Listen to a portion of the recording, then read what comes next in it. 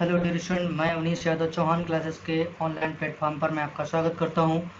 आज मैं यूपीएसआई के कुछ 500 क्वेश्चन सीरीज में से आगे सेकेंड डे में लेकर के आए हैं।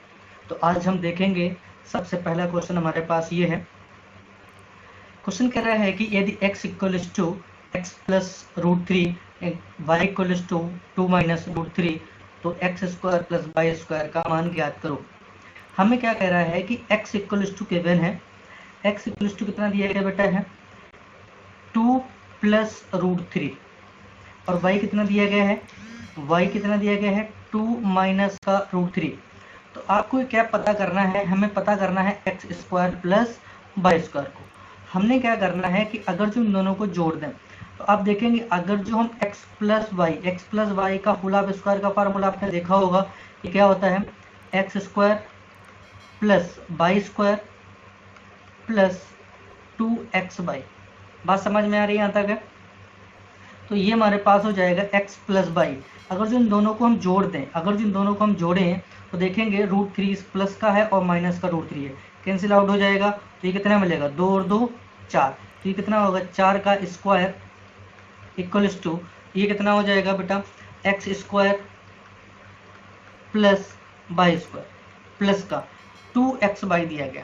तो 2xy देखेंगे आप, 2 इंटू एक्स इंटू वाई करेंगे हम, तो ये दिया गया 2 प्लस का रूट थ्री और ये दिया गया 2 माइनस का रूट थ्री। तो आप देख पा रहे होंगे ये a प्लस बी है और ये क्या है, a माइनस बी है। तो आपको क्या पता होगा कि a plus B into A minus B कितना होता है, a plus B into A minus B, ये क्या मिलेगा, ये क्या होता है A square minus B square. तो ए स्क्वायर करेंगे तो यानी कि 4, और रूट 3 का स्क्वायर करेंगे कितना मिलेगा, 3। तो 4 माइनस का 3 कितना हो जाएगा, 1। तो यानी कि इंटू कितना हो जाएगा बेटा, 1। तो ये कितना हो जाएगा 16, और इस 2 को क्या करेंगे, प्लस का 2 है इधर आएगा, माइनस का हो जाएगा, और बराबर कितना हो जाएगा, x square plus y square. तो 16 माइनस 2 कितना मिलेगा बेटा, 14। तो 14 इक्वल्स टू कितना हो जाएगा, x square plus y square. आपके पास आंसर कौन सा हो जाएगा, option number first is correct. बात समझ में आ रही है? देखते हैं हम दूसरा क्वेश्चन यहाँ से। ये क्वेश्चन बहुत प्यारा क्वेश्चन है, टाइम एंड वर्क से है। क्वेश्चन कह रहा है कि रोहन एक काम को 16 दिन में करता है। रोहन एक काम को 16 दिनों में पूरा करता है। रोहित रोहन से दोगुना कार्य सक्षम है। रोहित कितने दिनों में काम पूरा करेगा? कह रहा है कि रोहन रोहन कितने दिन में काम पूरा करता है, रोहन कितने दिन में काम पूरा करता है, 16 दिनों में। कितने दिन में पूरा करता है, 16 दिन में काम पूरा करता है। आगे कह रहा है कि रोहित से दुगना कार्य सक्षम है। किससे, रोहित से। किससे काम कार्य सक्षम है, रोहित से कितना कार्य सक्षम है, वो दोगुना कार्य सक्षम है। कह रहा है कि रोहित जो है वो रोहन से दुगना कार्य सक्षम है, यानी कि रोहित की जो क्षमता होगी वो कितनी होगी, 2, और रोहन की क्षमता कितनी होगी, 1। यानी कि ये 1 की क्षमता से काम कर रहा है। क्या कह रहा है, ये 1 की क्षमता से काम कर रहा है, तो 16 दिन में काम करता है। और आपको पता होना चाहिए क्षमता क्या होता है, क्षमता होती है 1 दिन में या 1 यूनिट समय में किया गया कार्य। अब कह रहा है कि रोहन की क्षमता 1 है, अगर 1 की क्षमता से काम करता तो 16 दिन में काम पूरा करता है, तो टोटल काम कितना हो जाएगा, टोटल काम कितना हो जाएगा, टोटल काम हो जाएगा बेटा 16। कितना हो जाएगा, 16। क्षमता क्या होता है, 1 यूनिट समय में किया गया कार्य। तो अब 1 यूनिट समय में किया कार्य, यानी कि इसकी क्षमता कितनी के लिए, 1, यानी 1 दिन में ये कितना काम कर रहा है, 1 काम कर रहा है। तो 16 दिन में कितना काम करेगा, 16। और 16 काम करके पूरा काम क्या कर देता है, फिनिश कर देता है। तो अब ये बताइएगा कि टोटल काम कितना करना है, 16 करना है। हमें कराना किससे, रोहित से कराना है। रोहित की कार्य क्षमता कितनी है, 2 है। अगर रोहित ये 16 काम करेगा 2 की कार्य क्षमता से, तो कितने दिन में काम पूरा कर देगा, 8 दिन में। कितने में कर देगा, 8 दिन में कर देगा। तो ऑप्शन हमारे पास क्या हो जाएगा, ऑप्शन नंबर फर्स्ट। बात समझ में आता आ रही है? नेक्स्ट क्वेश्चन देखते हैं यहाँ से। क्वेश्चन नंबर 3 की तरफ बढ़ते हैं। इसको क्वेश्चन कह रहा है कि 5 दिन में 12 घंटे काम करते हुए 30 दिनों में, सॉरी, 5 मजदूर दिन में 12 घंटे काम करते हुए 30 दिनों में काम पूरा करते हैं। आगे कह रहा है कि दिन में 12 घंटे काम करते हुए 15 मजदूरों को इसका आधा काम करने के लिए कितना समय लगेगा। क्वेश्चन कह रहा है कि 5 मजदूर हैं। कितने कह रहा है कि 5 मजदूर हैं, 5 मजदूर हैं। अब वो क्या कह रहे हैं, 12 घंटे काम करते हैं। कितने घंटे काम करते हैं, 12 घंटे काम करते हैं। अब आगे कह रहा है कि और कितने दिन काम करते हैं, 30 दिन काम करते हैं। कितने दिन काम करते हैं, 30 दिन काम करते हैं। कितने दिन काम करते हैं, 30 दिन काम करते हैं। तो काम क्या कर देते हैं, फिनिश कर देते हैं। अब आगे कह रहा है कि दिन में 12 घंटे काम करते हुए 15 मजदूर इसका काम, तो कह रहा है कि 15 मजदूर, क्या कह रहा है कि 15 मजदूर अगर जो 12 घंटे ही काम करें, कितना करें, 12 घंटे ही काम करें, और काम कितना है, अब ये कितना काम कर रहे थे बेटा, एक काम कर रहे थे, और ये कह रहे हैं कि इसका आधा काम करें। कितना काम करें, आधा काम करें, तो ये कितने दिन में काम को पूरा कर देंगे। तो बताइएगा, 1/2 इधर चला जाएगा, मल्टीप्लाई हो जाएगा जाकर के। अच्छा, इससे पहले काट लीजिएगा, तो कितना हो जाएगा, 15 से इसको काट दीजिएगा, 15 दूनी 30 हो जाएगा ना। 12 से 12 कैंसिल आउट हो जाएगा, तो ये इधर चला आएगा, तो ये कितना हो जाएगा बेटा, 5 में गुणे 2 में गुणे 1/2 बराबर कितने दिन काम करेंगे। तो 2 से 2 खत्म हो जाएगा, कितने दिन में काम पूरा हो जाएगा, कितने दिनों में काम पूरा हो जाएगा, 5 दिनों में। कितने दिन में हो जाएगा, 5 दिनों में कार्य जो हो जाएगा वो क्या हो जाएगा, पूरा। यानी कि जो आधा काम करने को था वो कितने दिन में पूरा कर देंगे, वो 5 दिन में कर देंगे। बात समझ में आता आ रही है। नेक्स्ट क्वेश्चन देखेंगे यहाँ से। हाँ, क्वेश्चन नंबर नेक्स्ट देखिएगा क्या कह रहा है, नीचे दी हुई आंकड़ों की माध्यिका और बहुलक का पता लगाइए। देखो यहाँ पर हमें बहुलक और माध्यिका का पता लगाना है। बहुलक क्या होता है आपको ये समझना होगा। बहुलक होता है जो बहुत बार आया हो, आप ऐसा समझ सकते हैं। बहुलक का मतलब समझ रहे ना, जो बहुत बार आया हो। तो आप देख पा रहे होंगे क्या क्या आपके पास है। बहुलक क्या हो जाएगा आपके पास, देखो एक बार आया हुआ, 2 बार आया हुआ, 3 बार आया हुआ है, और एक कहाँ पर है, 4 बार आया हुआ है, 5 बार आया हुआ है। यानी एक कितनी बार आया हुआ है, 5 बार आया हुआ है। और हमें ये दिख रहा है 11 भी बहुत बार आया हुआ है। तो 11 कितनी बार आया हुआ है, एक बार ये आया हुआ है, एक बार ये आया हुआ, 2 बार हो गया, 3 बार हो गया, 4 बार हो गया, 5 बार हो गया, 6 बार हो गया, 7 बार हो गया, 8 बार हो गया, 9 बार हो गया। ठीक है ना। तो आप देखिए 11 जो है वो कितनी बार रिपीट हुआ, 9 बार रिपीट हुआ। यानी कि बहुलक तो कितना हो जाएगा बेटा, 11 हो जाएगा, क्योंकि अब इससे ज़्यादा कोई भी नहीं आया हुआ है। यानी सबसे ज़्यादा बार क्या आया हुआ है, 11 आया हुआ है ना, तो यही क्या हो जाएगा बेटा, बहुलक हो जाएगा। अब बात करते हैं माध्यिका की। तो माध्यिका की बात करते सबसे पहले इसको क्या करेंगे, हम असेंडिंग ऑर्डर में लिखेंगे। इसको सबसे पहले हम क्या करेंगे, इसको आरोही क्रम में लिखेंगे। तो आपके पास क्या है, 1 कितनी बार आया हुआ था, 5 बार, 1 2 3 4 5। अब क्या 11 कितनी बार आया, 9 बार आया हुआ है, तो 11 लिख दीजिएगा, 1 2 3 4 5 6 7 8 9। अब इसके बाद 111 कितनी बार आया हुआ है, 111 एक बार ये आया हुआ है, फिर एक बार ये आया हुआ है, 2 बार हो गया, ये तीसरी बार ये आया हुआ है, फिर कहाँ पर है, फिर एक और बार आया हुआ है, 4 बार, और कहीं आया हो, अब नहीं आया हुआ है। इसके बाद देखें 1111 कितनी बार आया हुआ है, एक बार ये आया हुआ है, और कितनी बार आया हुआ है, 2 बार, और ये 3 बार। यानी 111 कितनी बार आया हुआ है, 1111 3 बार आया हुआ है। बात समझ में आ रही ना। तो कितनी बार आया हुआ, 5 बार आया था 1, और 9 बार क्या आया था, 11, तो 9 5 14, और 14 और 4 बार कितना आया हुआ है, 111 हुआ है, 18 और 3 21। यानी टोटल कितने हो गए, ये 21 नंबर हो गए। कितने हैं, ये 21 टोटल क्वांटिटी है। तो इसके माध्यिका निकालने का फार्मूला होता है n+1 अपॉन 2 वहाँ पर। इतना ध्यान रखना होगा कि ये तब होगा जब ये कैसे होंगे बेटा, विषम होंगे। कैसे होंगे, ये विषम के लिए फार्मूला लगेगा बेटा। किसके लिए, ये विषम के लिए। तो कौन सा पद हो जाएगा बेटा, n+1, यानी 21 + 1 यानी कि 22/2, यानी कौन सा बेटा, 11वां पद हो जाएगा। कौन सा हो जाएगा, 11वां पद। तो 11वां पद हमारे पास कौन सा होगा, 1 2 3 4 5 6 7 8 9 10 11, यानी कि आप देख पा रहे हैं इसका माध्यिका और बहुलक दोनों क्या आ जाएंगे।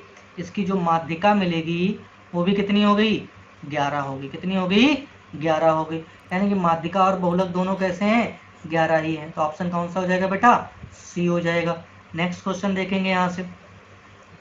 अगला क्वेश्चन हमारे पास है, इसको देखिएगा, और ये कह रहा है कि 11,025 के गुणकों की संख्या बताइएगा। हमसे ये पूछ रहा है कि 11,025 में से इसके कितने गुणनखंड होंगे, उनको पता हमें करना है। तो ऐसे गुणनखंडों को पता करने के लिए हमारे पास एक फार्मूला होता था कि x की पावर n इंटू वाई की पावर m इंटू जेड की पावर n, mn ओ डाल लीजिएगा इसको, mno, ठीक है ना। तो अगर जो ऐसे, और यहाँ पर x y और z जो होंगे वो कैसे होंगे बेटा, ये प्राइम नंबर होंगे। कैसे होंगे, प्राइम नंबर होंगे, यानी कि अभाज्य संख्याएं होंगी। कैसी होंगी, ये अभाज्य संख्याएं होंगी। बात समझ में आ रही ना। और इसका फार्मूला जो आपके पास मिलेगा, हमेशा ध्यान रखना, एक्स बाई जेड जो होगा वो क्या होगा, अभाज्य होगा। और इनकी जो घातें होंगी उनको क्या करेंगे हम, एक एक बढ़ा करके उसका मल्टीप्लाई करेंगे। यानी कि n प्लस का 1 इंटू m प्लस का 1 इंटू o प्लस का 1। बात समझ में आ रही ना। तो जो भी गुणनखंड होंगे, कुल गुणनखंडों की यही संख्या, नंबर ऑफ फैक्टर्स हमारे पास मिल जाएगा। ये क्या मिलेगा, नंबर ऑफ फैक्टर्स। बात समझ में आ रही ना। तो देखिएगा, इसको निकालने के लिए हमें क्या पता करना है, 11,025 में इससे गुणनखंड कैसे निकालेंगे आप। सबसे पहले तो क्या करना है, हमें इसको गुणनखंड निकाल लीजिएगा। कुछ लोग यहाँ पर 5 से डिवाइड करने के बाद वैसे निकाल सकते हैं। अगर नहीं आपको आता तो इससे गुणनखंड निकालना बड़ा आसान है। 11,025 दिया गया है, इससे गुणनखंड हम इस तरीके से निकाल सकते हैं। तो 5 से कट जाएगा ना, 5 दूनी 10, कितना हो जाएगा ये, 5 दूनी 10, कितना बचेगा 10, 5 दूनी 10 और 0 पचम 25। फिर से देखिएगा आगे, यहाँ से फिर से 5 से कट जाएगा ये, 5 चक्कू 20, 5 चक्कू 20 और 5 एकन 5, ठीक है ना। अब 441 हो गया। ये कितने, ये किसी का स्क्वायर होता है बेटा, 21 का होता है ना। तो आपको ये पता हो गया, ये 5 में गुणे 5 में गुणे, अब 21 का स्क्वायर होता है, यानी 21 इंटू 21 लिखा जाएगा, तो 7 के यहाँ 21 होता है, यानी कि 3 दो बार होगा और 7 भी 2 बार होगा। तो यानी कहने का मतलब आप देख पा रहे होंगे कि 3 की घात 2 हो गया, इंटू 5 की घात 2 हो गया, और 7 की घात भी कितना हो गया, 2 हो गया। तो आप देख पा रहे होंगे कि अब देखो 3 5 7 तीनों अभाज्य है ना। और कह रहा है इनके गुणनखंडों में क्या पता, एक एक बढ़ा करके हम क्या कर देंगे, इसका गुणा कर देंगे। तो ये कितना हो जाएगा, 3 में गुणे 3 में गुणे 3, 2 1 3 2 1 3 2 1 3, 3 3 9 9 3 27। तो कितना हो जाएगा, टोटल गुणक कितने हो जाएंगे इसके, 27 हो जाएंगे। कितने हो जाएंगे, 27 हो जाएंगे। तो आपके पास ऑप्शन कौन सा हो जाएगा, सी हो जाएगा। नेक्स्ट क्वेश्चन देखिएगा। ये क्वेश्चन क्या कह रहा है कि यदि ए बी की होल घात 1/3 दिया गया है बराबर 5, देख पा रहे हैं ना। तो यानी कि ये कह रहा है कि इसमें a प्लस बी कौन सा नहीं है। बात समझ में आ रही ना। तो सबसे पहले इसको क्या कर सकते हैं, हमें इसको हम ये लिखा जा सकता है, ए बी बराबर, ये 1/3 घात है, उधर चला जाएगा तो 5 की घात 3 हो जाएगा। तो ये हो जाएगा ए बी बराबर 125, 5 घात 3 कितना होता है, 125। यानी कि अब हमें इसको देखिएगा, इसको ऑप्शन से करने की कोशिश करिएगा। ऐसे तो बहुत सारे मिल सकते हैं। तो अगर जो बेटा बताओ, ए अगर जो बेटा कभी 125 हो जाए तो 125 इंटू 1 125 नहीं होता है ना। तो यानी 125 ए है और बी अगर जो 1 है तो 125 और 126, यानी ये तो है, ये तो वाला मिल जाएगा ना ये, ठीक है। अच्छा, इसको हम एक काम और भी कर सकते हैं, इसको चाहें तो हम इसे 25 इंटू 5 लिख सकते हैं, तब भी तो 125 मिलेगा ना। तो 25 और 5 कितना होता है, 30, यानी कि ए और बी को जोड़ना है, यानी कि इसको मान लीजिए ए है और ये क्या है, ये बी है। तो 25 और 5 30, यानी कि ये भी आपके पास है, समझ रहे ना। अच्छा 47, अच्छा 25 इंटू 5, अच्छा इसी तरीके से करिएगा कि 47 मिल सकता है। हमें तो नहीं लग रहा है कि 25 इंटू 5, अब दोबारा करेंगे तब भी 5 इंटू 25, तब भी 25 5 30 मिलेगा, ठीक है ना। तो यही वाला नंबर जो होगा यानी कि 47 जो होगा वो क्या होगा, ये नहीं मिलेगा, यानी कि यही आपके पास आंसर हो जाएगा। तो बात समझ में आ रही ना। तो कौन सा ऑप्शन हो जाएगा बेटा, 47 आपके पास, यही आपके पास क्या मिलेगा, आंसर हो जाएगा। नेक्स्ट क्वेश्चन देखेंगे यहाँ से क्या कह रहा है। आइए देखिएगा नेक्स्ट क्वेश्चन क्या कह रहा है। यहाँ से एक क्वाड्रेटिक इक्वेशन दी गई है, क्या दी गई है, एक क्वाड्रेटिक इक्वेशन दी गई है और ये कह रहा है कि 2x², क्या दे रहा है, 2x² plus 3x minus 1 equals 0। क्या समीकरण में x, कैपिटल X जो है वो क्या कह रहा है, मूलों का जोड़ है यानी कि मूलों का योग है, और y जो है वो क्या है, मूलों का गुणनफल है। यानी क्या कह रहा है, कैपिटल X जो है वो क्या कह रहा है, मूलों का योग है, और y जो दे रहा है वो क्या कह रहा है, वो कह रहा है कि मूलों का गुणन है। बात समझ में आई ना, गुणनफल है।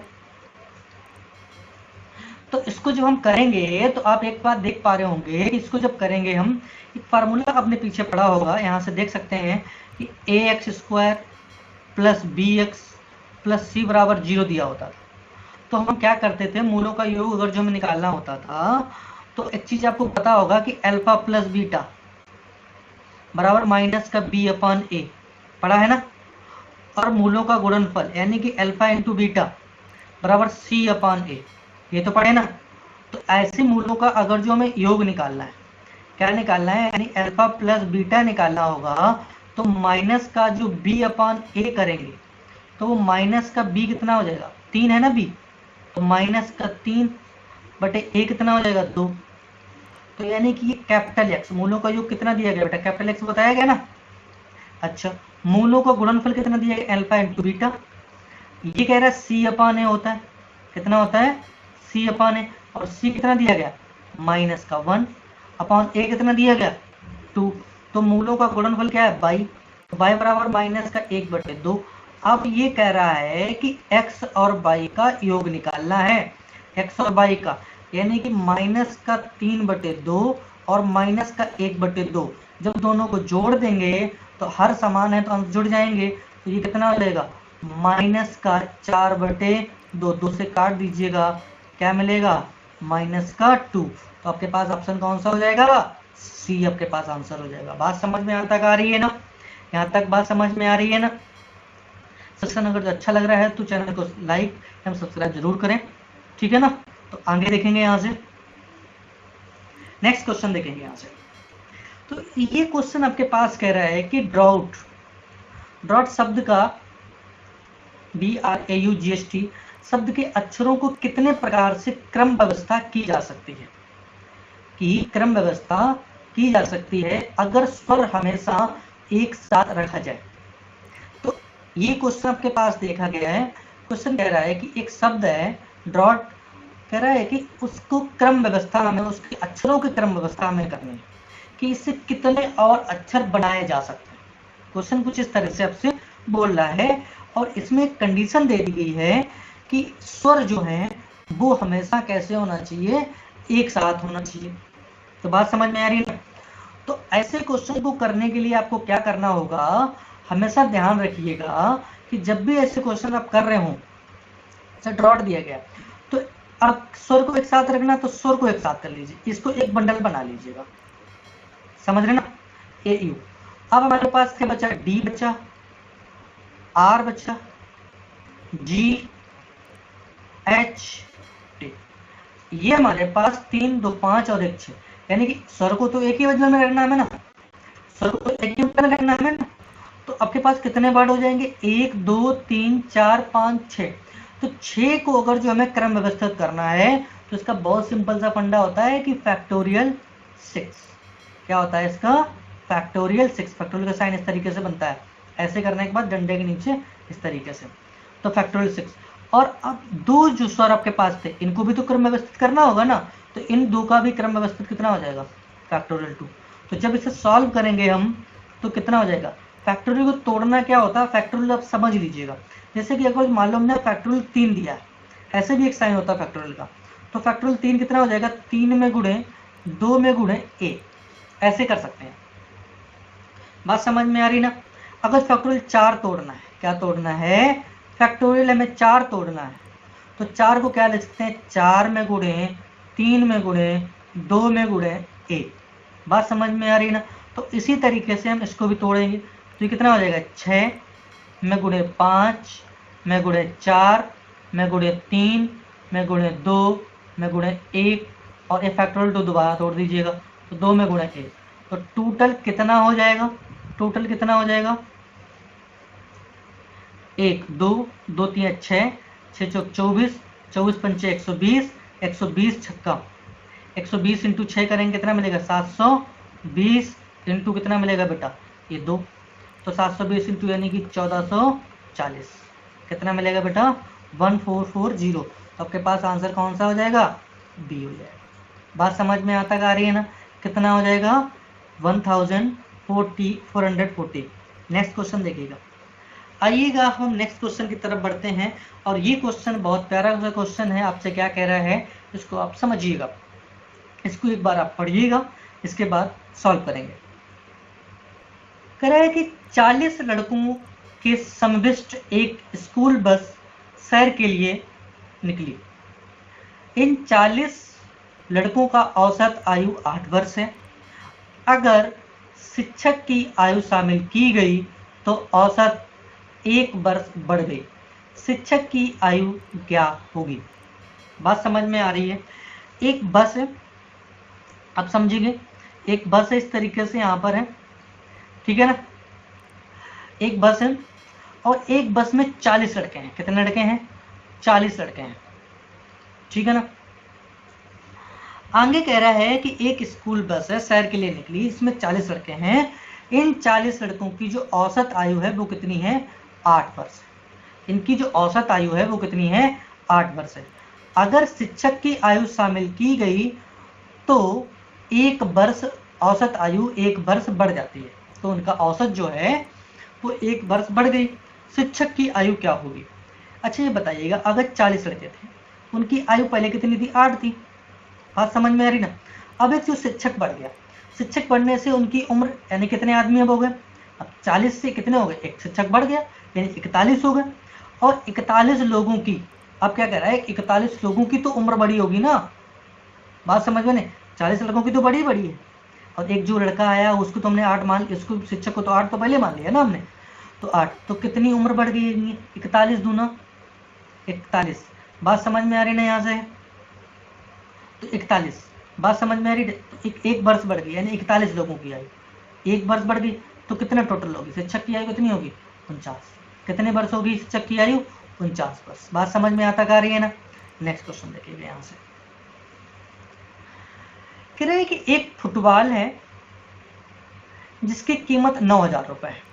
एक फुटबॉल है जिसकी कीमत कितनी दी गई है, 9,000 रुपए दी गई है। आगे कह रहा है कि उस पर 30% की छूट दी गई है। तो अगर 9,000 पे हम 30% की छूट देंगे तो कितने बेचेंगे बेटा, 70 पे बेचेंगे। बात समझ में है ना, 70% पे बेचेंगे, ठीक है। तो अब अंतिम कीमत क्या है, कुछ नहीं करना, जीरो से क्या होगा, जीरो कैंसिल होगा, ये जीरो से जीरो क्या, 9 सत्ते कितना होता है, 63। तो कितना, डबल जीरो लगा दिए, 6300 रुपये हो गया। ऑप्शन कौन सा हो गया बेटा, बी हो गया। नेक्स्ट क्वेश्चन देखेंगे यहाँ से। कहते प्रत्येक कमीज की लागत 1,000 रुपये। प्रत्येक कमीज की जो लागत है वो कितना है, 1,000 रुपये है, ठीक है। उसे 2,000 रुपये में बेचा गया।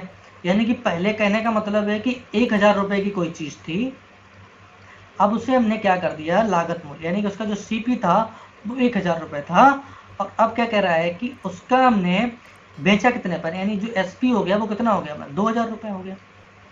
बात समझ में आ रही ना। यानी कि कोई चीज़ कहने का मतलब है कि एक की थी वो कितने बेच दी, 2 पे बेच दी, ये तो हुआ ना। अब ये 13 कमीजों के सौदे में उसका मुनाफा, बेटा 13 हो चाहे 50 हो चाहे 100 हो चाहे 1,000 हो, कोई फर्क ही नहीं पड़ता है। बात समझ में आ रही ना। तो क्रयमूल्य, तो आप समझ रहे कितना कितना कह रहा है कि मुनाफे में कितना होगा, मुनाफे का प्रतिशत कितना होगा, तो बेटा सेम ही होगा ना। वो तो 1 से कितना हो गया, जो 1 कमीज पे होगा भाई 13 कमीज पे होगा। भाई जितना परसेंट का प्रॉफिट एक कमीज पे होगा उतने तेरह पे होगा ना भाई, उतने परसेंटेज। तो समझ में आ रहा है, यानी कोई चीज 1 से 2 पर बेची गई तो कितने की वृद्धि हुई, 1 की वृद्धि हुई कितने पर, 1 पर इंटू 100, तो कितना हो गया बेटा 100%। बात समझ में आता आ रही ना। नेक्स्ट क्वेश्चन देखेंगे यहाँ से, बहुत प्यारा सा क्वेश्चन था। हाँ, अगला क्वेश्चन कह रहा है कि कर्नाटक के सिल्क उत्पादन, कर्नाटक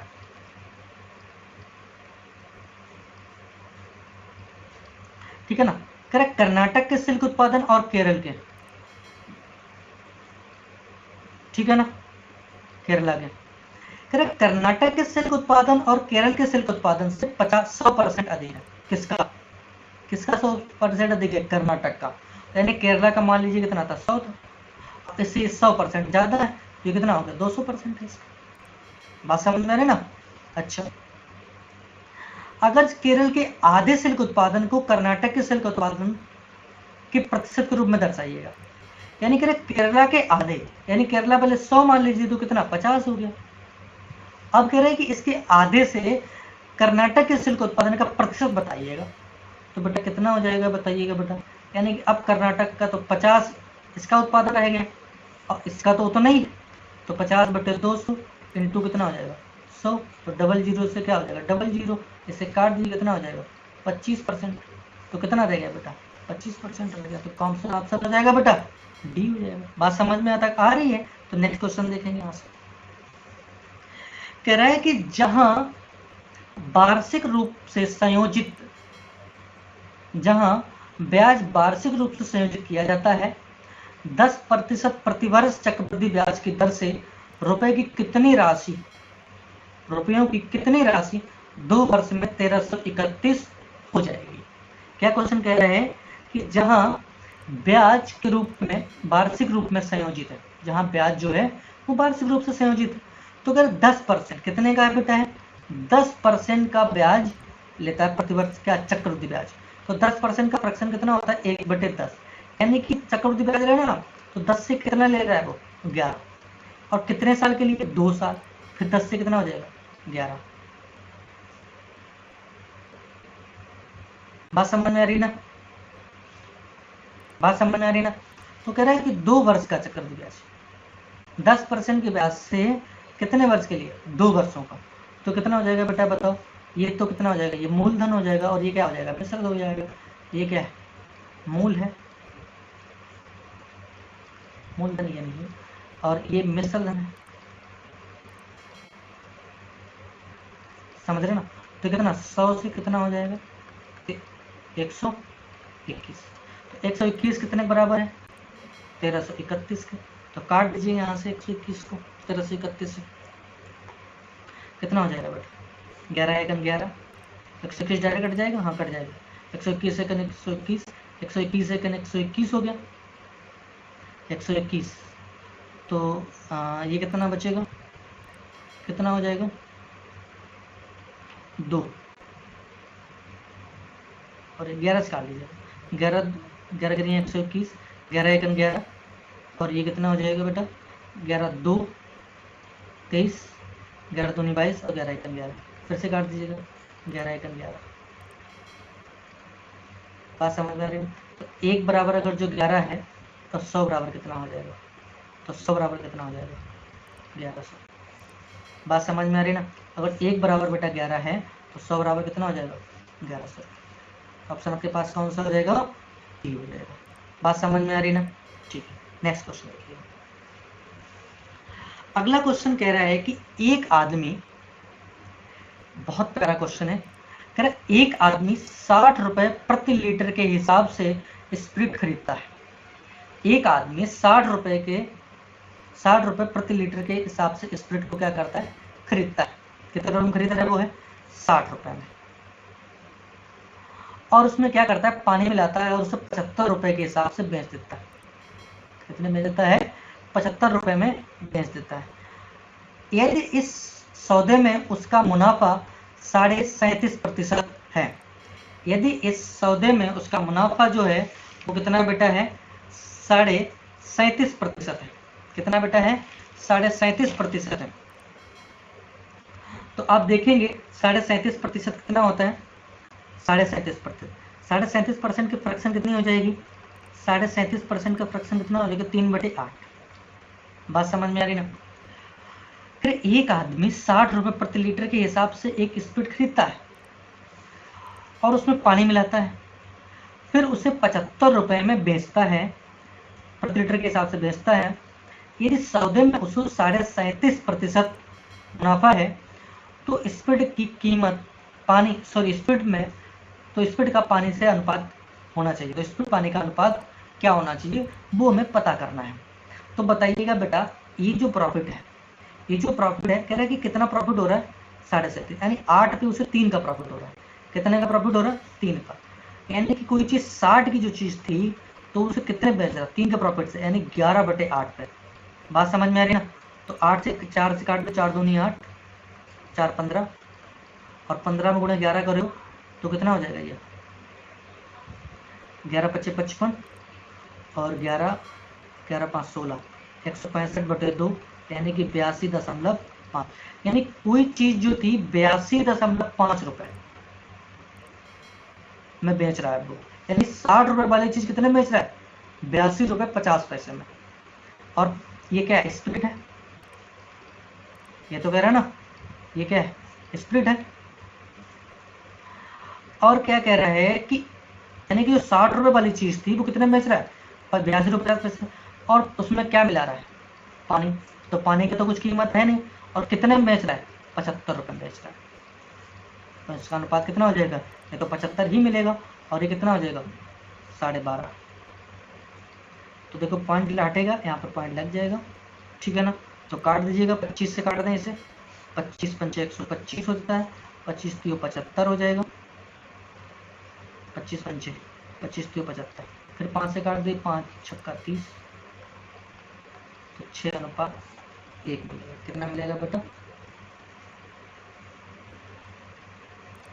सॉरी, इसको जब घटाएंगे तो कितना मिलेगा, 12, सॉरी 7.5 मिलेगा। कितना मिलेगा, 7.5 मिलेगा।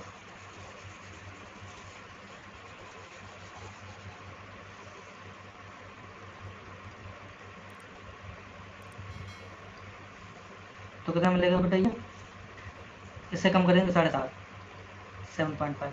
तो पॉइंट से हटा 7.5, इसे काट दीजिएगा, तो कितना होगा, 10:1। तो आपसे क्वेश्चन कौन सा हो जाएगा बेटा, सी हो जाएगा, ठीक है ना। नेक्स्ट क्वेश्चन देखेंगे यहाँ से। इस क्वेश्चन को देखिएगा, क्या कह रहा है कि एक ट्रक 108 किलोमीटर प्रति घंटे की रफ्तार से दौड़ रहा है, तो कह रहा है कि 15 सेकेंड में वो कितनी दूरी तय करेगा। कितना सिंपल सा क्वेश्चन है, इसमें तो कुछ है ही नहीं। आप देख पा रहे होंगे कि 108 किलोमीटर प्रति घंटे, यानी कि 108 किलोमीटर प्रति घंटे की रफ्तार से दौड़ रहा है। अच्छा, 108 किलोमीटर को मीटर प्रति सेकंड में चेंज करने के लिए क्या करेंगे हम, 5/18 का मल्टीप्लाई करेंगे, तो कितना हो जाएगा, 108 में गुणे 5/18, तो 18 अट्ठे कितना होता है, 108। तो यानी कि 18 अट्ठे 18 छंगा, सॉरी 86 जा होता है, हाँ। तो कितना हो जाएगा ये 30, यानी कितना हो जाएगा ये 30 मीटर प्रति सेकेंड। कहने का मतलब है कि एक सेकेंड में ट्रक कितना चल रहा है, 30 मीटर चल रहा है। तो क्या कह रहा है कि 15 सेकेंड में कितना चलेगा, अगर एक सेकेंड में 30 मीटर चल रहा है तो 15 सेकेंड में कितना चलेगा, 15 सेकेंड में कितना चलेगा, 15 में गुणा 30, यानी कि 45, यानी कि 450 मीटर। कितना चलेगा, 450 मीटर। बात समझ में आ रही ना यहाँ तक है। नेक्स्ट क्वेश्चन देखिएगा। ये क्वेश्चन कह रहे हैं कि 72 किलोमीटर प्रति घंटे की रफ्तार से चलती हुई एक ट्रेन एक प्लेटफॉर्म को 30 सेकेंड में पार करती है। क्या कह रहा है, 72 किलोमीटर प्रति घंटे की रफ्तार से, कितने, 72 किलोमीटर प्रति घंटे की रफ्तार से चलती हुई ट्रेन। और हमें आंसर मीटर में चाहिए तो इसको मीटर प्रति सेकंड में चेंज कर लीजिएगा। तो 72 में गुणे 5/18, इसको मीटर में प्रति सेकंड में चेंज करके 5/18 का मल्टीप्लाई करेंगे ना, तो 18 से काट दीजिएगा, 18 चौको 72, कितना हो जाएगा ये, इसकी चाल जो जाएगी वो 20 मीटर प्रति सेकंड हो जाएगी। समझ में आ रहा है यहाँ तक? अब आगे क्या कह रहे हैं, तो कह रहा है कि एक ट्रेन एक प्लेटफॉर्म को 30 सेकंड में पार कर जाती है और प्लेटफॉर्म पर खड़े एक आदमी को 18 सेकंड पार करती है, तो प्लेटफॉर्म की लंबाई ज्ञात करो। देखो इतना बहुत सिंपल सा क्वेश्चन आपके पास है कि देखो ध्यान रखिएगा, अगर जो कोई एक आदमी खड़ा है और उसको अगर जो ट्रेन पार कर रही है, क्या कर रही है, इसको अगर जो ट्रेन क्या कर रही है, पार कर रही है, तो यहाँ पर सिर्फ और सिर्फ ट्रेन अपनी लंबाई को पार करेगी। क्या करेगी, सिर्फ ट्रेन क्या करेगी, अपनी लंबाई को पार करेगी। लेकिन अगर जो यहाँ पर कोई एक प्लेटफॉर्म है, क्या दिया गया है, यहाँ पर कोई एक प्लेटफॉर्म है और फिर इसको क्या कर रहा है, इसको कोई ट्रेन अगर जो पार करेगी, तो ट्रेन अपनी भी लंबाई पार करेगी और प्लेटफॉर्म की भी लंबाई पार करता है। यानी कि दोनों की जो लंबाई होगी वो क्या करता है, जुड़ जाती है। जो दूरी होती है वो क्या करती है, जुड़ जाती है। तो अब इस क्वेश्चन को देखिएगा कि एक ट्रेन एक प्लेटफॉर्म को 30 सेकंड में पार करती है। यानी कि ट्रेन जब प्लेटफॉर्म को पार कर रही होगी तो यानी प्लेटफॉर्म की भी लंबाई उसमें जुड़ रही होगी और ट्रेन की भी लंबाई जुड़ रही होगी, तो उसको 30 सेकंड पार करती है। ठीक है ना, उतनी दूरी तय करती है। आगे कह रहा है कि एक खड़े व्यक्ति को 18 सेकंड में पार करती है। अगर जो खड़े व्यक्ति को 18 सेकंड में पार करती है तो इसका मतलब है कि ट्रेन को तो वो प्लेटफॉर्म कितने समय में पार कर देती होगी, 12 सेकंड में। अगर 30 सेकंड में ट्रेन प्लेटफॉर्म सहित पार करती है तो व्यक्ति को अगर जो 18 सेकंड में पार कर देती है तो प्लेटफॉर्म को कितने समय पार कर पा रही होगी, प्लेटफॉर्म को सिर्फ 12 सेकंड में पार कर पा रही होगी ना। तो बस खत्म हो गया। अब देखिए इस पे आ जाइएगा, तो 20 मीटर पर सेकंड है, यानी एक सेकंड में कितना चलता है, 20 मीटर है। एक सेकंड में 20 मीटर चलता है, तो 12 सेकंड में कितना चलेगा, 12 में गुणे 20, 12 दूनी 24 यानी 240 मीटर। कितना चलेगा, 240 मीटर। बात समझ में आ रही है ना, बात यहाँ तक समझ में आ रही है। नेक्स्ट क्वेश्चन देखिएगा,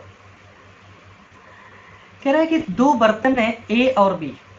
कुछ दो बर्तन है यहाँ पर है, एक बर्तन हमारे पास ये ए है और एक दूसरा बर्तन हमारे पास ये है जो कि बी है, कुछ इस तरह से। अब ये कह रहा है कि इसका पहले का अनुपात 4:3 है और इसमें 2:3 है। अब कह रहे हैं ठीक है ना, दूध और पानी का क्या है, इसमें दूध और पानी है, यानी मिल्क और वाटर है। क्या है बेटा, मिल्क और वाटर है। कह रहे इन्हें किस अनुपात में मिलाया जाना चाहिए ताकि नए मिश्रण बनने, तो उसमें आधा दूध और आधा पानी। तो कह रहा है कि इनको किस अनुपात में मिलाएं, इनको हम मिलाएं जिससे क्या हो जाए कि एक ऐसा मिश्रण प्राप्त हो जिसमें आधा दूध हो, यानी कि आधा 1 यूनिट दूध हो और 1 यूनिट क्या हो, पानी हो। बात समझ में आ रही ना, इनको किस अनुपात में हम मिलाएं कि इसमें आधा दूध और आधा पानी हो। बात समझ में आ रही। तो ऐसे क्वेश्चन को करने के लिए हमेशा बेटा ध्यान रखिएगा कि इनके सबसे पहले यहाँ अनुपातों को क्या करेंगे, बराबर करेंगे। तो देखेंगे यहाँ पर 4 3 कितना है, 7 है, ये कितना है, 7 है, ये कितना है, 5 है और ये कितना है, 2 है। इन तीनों का एलसीएम निकालो, 5 यानी कि 70, कितना हो जाएगा बेटा, 70 हो जाएगा। तो आप देखेंगे यहाँ से 5 दूनी 10, इसका 10 से मल्टीप्लाई इसको कर दीजिएगा,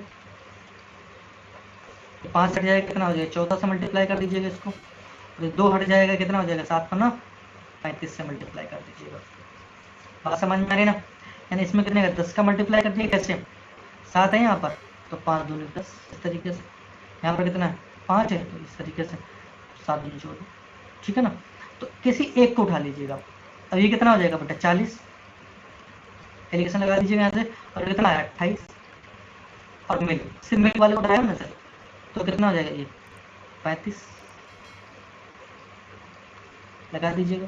तो 28 से 35 कम करोगे 7, 40 से 35 कम करोगे कितना मिलेगा, 5, तो कितना मिलेगा ये 7:5। तो कितने अनुपात में लाना चाहिए, 7:5। हाँ, कुछ लड़के ये कहते थे सर मिल्क वाला आपने ले लिया, सर वाटर वाले लेते, तो पानी वाला ले लीजिएगा। तो 10 का ऐसा मल्टीप्लाई क्या है, 30, पानी, फिर पानी ही पूरा लेंगे, इसमें पानी देखो ले रहे, अब इसमें पानी ले लीजिएगा, कितना हो जाएगा 14×42। किसी एक को लीजिएगा, ऐसा नहीं कि दोनों का आपको करके दिखाना है। हमको दिखा दे रहे हैं कि कुछ लोगों को दिमाग चला जाए कि सर पानी बिल्कुल ले लिया, सिर्फ अपने वाटर को ले तो क्या होता, तो सेम ही आएगा। तो कितना हो जाएगा, ये भी, ये तो 35 ही रहेगा। तो 42 से 5 कितना बचेगा 7, इससे उसको कम कर दिया कितना मिलेगा 5, तो 7:5 ही आएगा ना। तो चाहे आप इसको ले लीजिएगा, इस वाले को, या फिर आप इस वाले को ले लीजिएगा, ठीक है ना, जिसको आपको उचित लगे उसको आप ले सकते हैं। तो चाहे मिल्क लीजिए या वाटर ले लीजिएगा। बात समझ में आ रही है यहाँ तक है।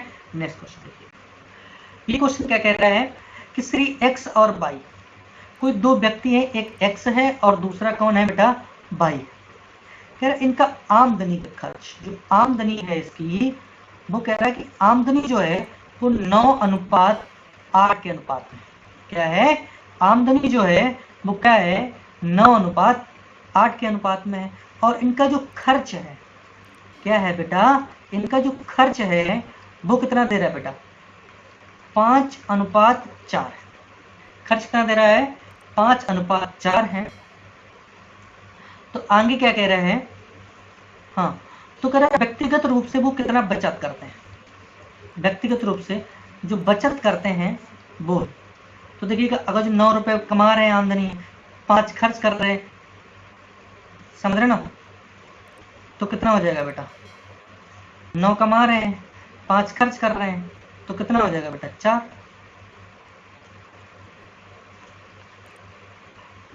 और ये भी कितना हो जाएगा, ये भी कितना कर रहे हैं, 8 कमा रहे हैं, 4 खर्च कर रहे हैं, तो कितना हो जाएगा बेटा 4 हो जाएगा। बात समझ में आ रही है यहाँ तक है। अगर 4 बराबर कितना दे रहा है, तो अब कह रहा है 4 बराबर, ये बचत इतनी कर रहे हैं, बचत कितनी कर रहे हैं, 5-5 हज़ार कर रहे हैं ना, 5-5 हज़ार, देखो दोनों का अनुपात सेम आएगा ना, दोनों 4-4, तो 4 बराबर अगर 5,000 रुपये है, फिर खर्च हमें क्या पता करना है, बाई के खर्चा कितना, तो बाई का खर्चा कितना, 4 बराबर कितना है 5,000, तो ये भी 4 ही खर्च कर रहे हैं, तो 5,000, यानी कि 5,000 ही खर्च कर रहे हैं, 5,000 ही बचा रहे हैं। तो ऑप्शन आपके पास कौन सा हो जाएगा, बी हो जाएगा। बात समझ में यहाँ तक आ रही है, ठीक है। नेक्स्ट क्वेश्चन क्या कह रहा है कि एक कमरे की लंबाई और चौड़ाई क्रमशः 13 मीटर और 7.5 मीटर है। कमरे के फर्श पर एक समान माप के चौकोर टाइल्स की न्यूनतम संख्या बिछानी है, टाइल्स की लंबाई कितनी होगी। बहुत सिंपल सा क्वेश्चन आपसे पूछा है, यहाँ पर है, अच्छा क्वेश्चन है। कह रहा है एक कमरा है, कमरे की लंबाई और चौड़ाई दी गई है, एक कमरा है, कमरे की लंबाई 13 दी गई है और चौड़ाई कितनी दी गई है 7.5 दी गई है, लंबाई और चौड़ाई दी गई है। कह रहे कमरे के फर्श पर एक समान माप के चौकोर टाइल्स हमें लगाने हैं, न्यूनतम संख्या बिछानी है। तो हमें क्या करना है, इसका SCF निकालना है। क्या निकालना है, इसका है SCF निकालना होगा बेटा। तो समझ में आ रहा होगा, इसका हमें क्या करना है, इसको हमें SCF तरीके से, कुछ लोग कहेंगे सर एरिया से निकाल दीजिएगा, नहीं निकालेंगे हम, इसको SCF निकालेंगे। और देखिए कितना आसान सा बनेगा। देखो 13 हमें क्या करना है, ये मीटर है, हम क्या कर सकते हैं, इसको है 13 और 7.5 का SCF निकालना थोड़ा आसान नहीं होगा, हम इसको 1300 सेंटीमीटर कर लीजिएगा। ये 13 मीटर है ना, ये 13 जो मीटर है इसको हम 1300 सेंटीमीटर ले सकते हैं। ये 7.5 मीटर है, इसको 750 सेंटीमीटर ले सकते हैं। इसको जब हम फैक्टर करेंगे तो इसको ले सकते हैं 50 में गुणे 26, और इसको क्या लिख सकते हैं 50 में गुणे, इसको क्या लिख सकते हैं 50 में गुणे 5, 50, 15। बात समझ में आ रही ना। तो ये दोनों SC में दोनों कॉमन जो मिल जाए, तो 50 ही मिल रहा कॉमन है बस, तो 50 यानी कि 50 सेंटीमीटर जो मिलेगा, 50 सेंटीमीटर को हम क्या लिख सकते हैं 0.5 मीटर। तो आपके पास ऑप्शन क्या हो जाएगा, यानी कि 0.5 मीटर के ही हमें टाइल्स लगाने होंगे। क्या होंगे 0.5 मीटर के ही हमें टाइल्स लगाने होंगे। समझ में आया ना, बात समझ में आ रही ना। ये आपके पास क्या मिला था, SCF हो गया था ना, HCF,